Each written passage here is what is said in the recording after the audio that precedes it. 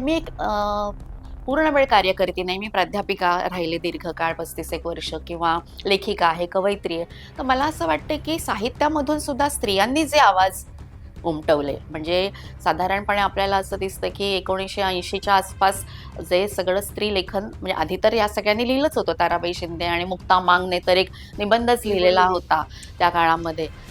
तर हे सगळं एका बाजूला असताना नंतर ज्या पद्धतीने वेगवेगळ्या स्तरातून स्त्रिया लिहित्या झाल्या, म्हणजे मग त्या ख्रिस्ती समाजातल्या असतील, मुस्लिम मराठी लेखन असेल, ख्रिस्ती मराठी लेखन असेल, दलित साहित्यामध्ये स्त्रियांनी खूप मोठ्या पद्धतीने आत्मकथनं लिहिलेली आहेत, ब्राह्मण स्त्रियांनी सुद्धा लिहिलेली आहेत. आणि ती अगदी वाचली अगदी तर तुम्हाला दलित स्त्रियांचं आणि त्यांचं काही वेगळं वाटेल हा असं मला म्हणजे वाटत. ह्या सगळ्याचा जर आपण विचार केला ना, तर याने सुद्धा एक प्रकारचं भान, की स्त्रीवाद म्हणजे काय, त्याची कसं असतं, की त्याची एक सैद्धांतिक संकल्पना नक्कीच लिहिली गेलेली आहे आणि त्याच्यामध्ये भर पण पडत गेलेली आहे. पण साहित्यातनं जेव्हा हे आलं, त्यातली जी गुंतागुंत आली, म्हणजे अगदी मी तर गौरी देशपांडे, सानियापासून अनेकांची आणि आता लिहिणाऱ्या ज्या सगळ्या माझ्या मैत्रिणी आहेत, मी मी आहे त्याच्यामध्ये, या सगळ्यांचं जर आपण बघितलं ना, तर आपल्याला असं लक्षात येतं, की हे जसं शारदाताई म्हणतायत ना, की पर्सनलीच पॉलिटिकल किंवा आपण जे म्हणतो त्याचा खऱ्या अर्थाने समग्र अर्थ आणि ती गुंतागुंत आपल्याला तेव्हाच लक्षात येऊ शकेल, की जेव्हा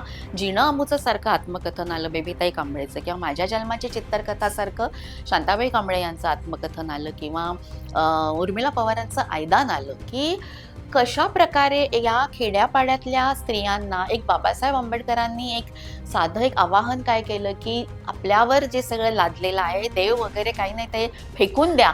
आणि या अशिक्षित अडाणी सगळ्या स्त्रियांनी ते देव, सोपी नाही ही गोष्ट, देव नावाची ईश्वरी सत्ता, की जी तुमच्यावर शतकानुशतक तुमच्या जाणीवे नेणीवेमध्ये रोमरोमामध्ये जी झिरपवली गेलेली, हा, हे एक एक माणूस आपल्याला आवाहन करतो. म्हणजे अगदी चौदार तळ्याचं सत्याग्रहाच्या वेळेस पण त्यांनी, बाबासाहेब आंबेडकरांनी जे स्त्रियांना उद्देशून भाषण केलं, त्याच्यामध्ये पण त्यांनी हे सांगितलेलं आहे, की मातृत्व नावाची गोष्ट सुद्धा काय, म्हणजे ती पण पुन्हा ती जी एक चौकटीमध्ये बद्ध असलेली, त्याला त्या पलीकडे एक प्रबुद्ध मातृत्व कसं असू शकेल, कसं गेलं पाहिजे. तर हे सगळं आहे आपलं. काय झालंय, की हे सगळं लिहून ठेवलेलं आहे, बोललं गेलेलं आहे, पण तरीही ही आव्हानं हे काही संपत नाहीत. आणि मला असं वाटतं, की कलेच्या क्षेत्रामध्ये सुद्धा नक्की अशा प्रकारचे हस्तक्षेपाचे आवाज, स्त्रीवादाला बरकरार ठेवणारे, त्यातली गुंतागुंत सांगणारे हे आलेले आहेत.